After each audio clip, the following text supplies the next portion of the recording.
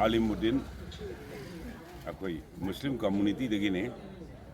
akoi matamduda akoi lairamba Manipur ki political giant haitai laiwi kraba laisu heigraba khangraba mayam gi marakta akoi Muhammad Alimuddin bu akoi ki chief minister oina akoi ki khalakpado madu akoi da yamna ngakna thoi maduna piba artha mayam amadi taseng makti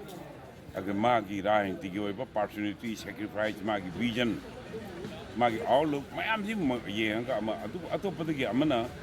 thoidong hendona dai da Muslim tribal ga haidna adu gi thoidong leitaba sab jaba Bharat Bharsha ki Ganatantra ki secularism ki sab jaba akoi ki khongthang adu step to dai da singnaba leitana maku chief minister khalle aduna mahak achauwa visionary leader amani aduga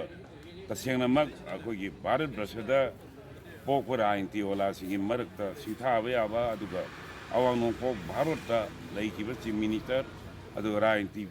ola singi marakta sitha aba aduga nupa amani mahangna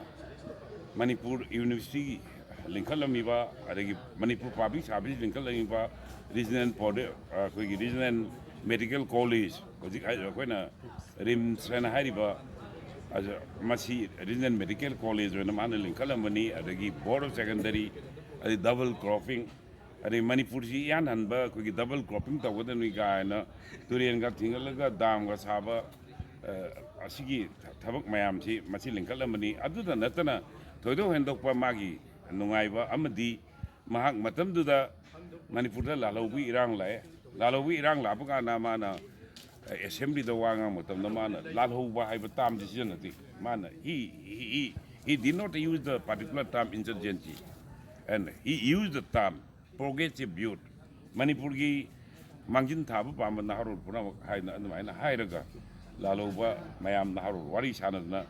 NMC Pidra Tokhiba, Sina Simba, Manipur Public Service Commission,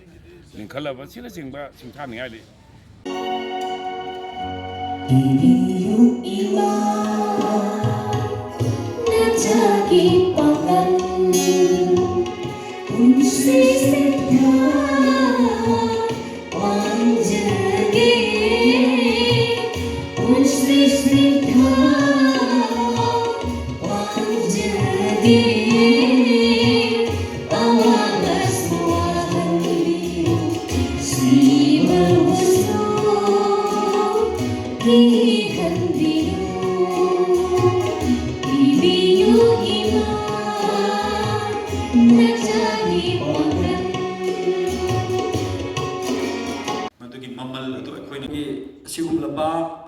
University asi hana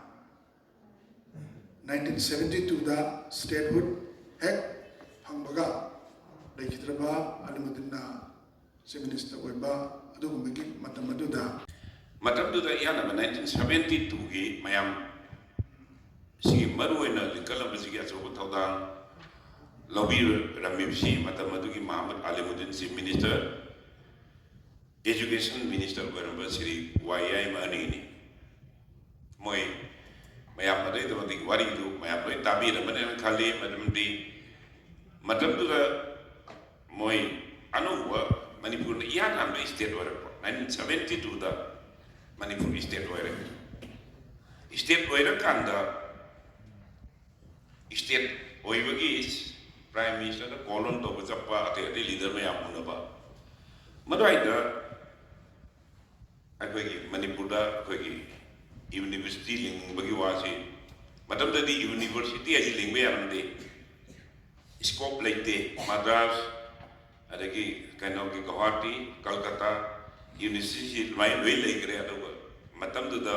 anu we university ling bagi policy di laite maram jina Manipur da higher education gi sab jam mangal pina basi hairiba university asigi center Jubilee celebration of Jawaharlal Nehru University Center.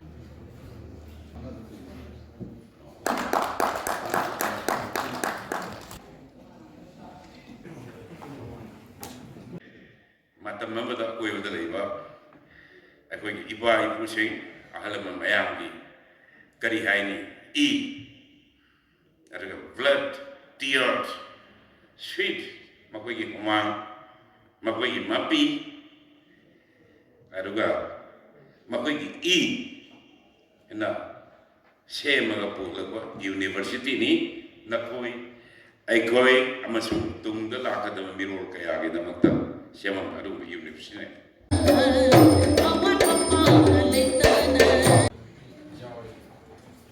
Sebelum ada pembuktian sesi namatang Kongjogilan